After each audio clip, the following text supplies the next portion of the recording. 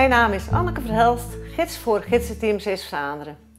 Iedere week vertel ik u in het kort iets over de bijnamen van de inwoners in de kernen van West-Zeeuws-Vlaanderen.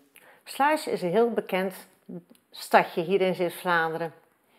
En Sluis is vroeger heel rijk geweest, maar het heeft ook een periode gekend waarin het heel arm was.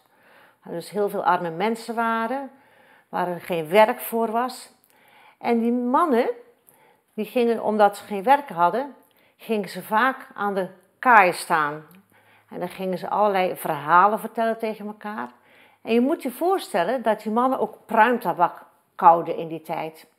En als ze dan een heel sterk verhaal vertelden, dan gingen ze dat verhaal nog een beetje aandikken door met die pruimtabak in de kaai te spugen.